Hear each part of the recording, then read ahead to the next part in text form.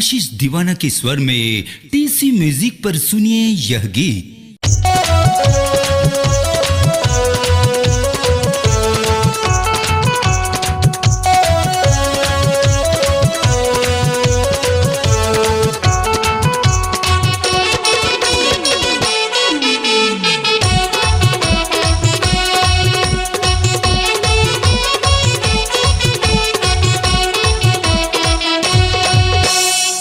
छर गाँव के टूरी माँ नहीं है एक रोमदम।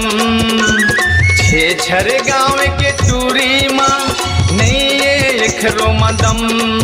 तोला ऐसे नाच न चाहूँ भला फुट जाही रे बम। तोला ऐसे नाच न चाहूँ भले फुट जाही रे बम। बीजा भाट की टूरा माँ नहीं एक रोमदम। बीजा भाट की टूरा माँ नहीं एक रोमदम। तोलाई से फांस फंसा हूँ नहीं पाही कोनो रिदम। तोलाई से फांस फंसा हूँ नहीं पाही कोनो रिगम।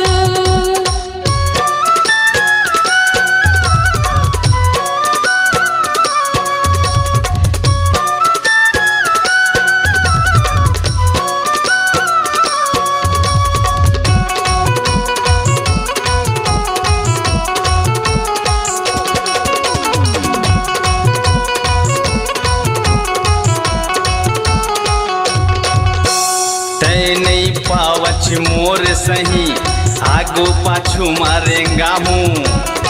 आज नहीं ता काली रे टूरी दुल्हन तोला बना हूँ।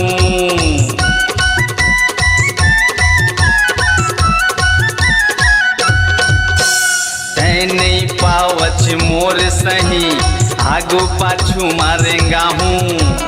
आज नहीं ता काली रे टूरी दुल्हन तोला बना हूँ। बहिंगा गाँव के टूरी माँ नहीं है एक रोमदम। बहिंगा गाँव के टूरी माँ नहीं है एक रोमदम। तोला ऐसे नाच न चाहूँ भले फुट जाही रे बम। तोला ऐसे नाच न चाहूँ भले फुट जाही रे बम।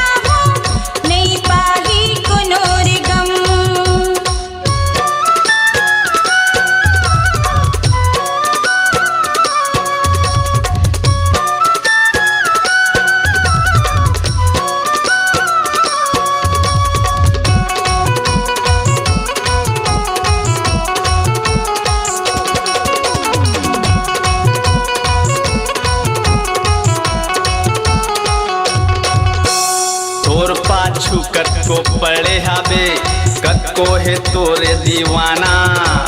मोर चक्कर कभू पड़े नहीं अचुओ छोड़ दे बे आना जाना।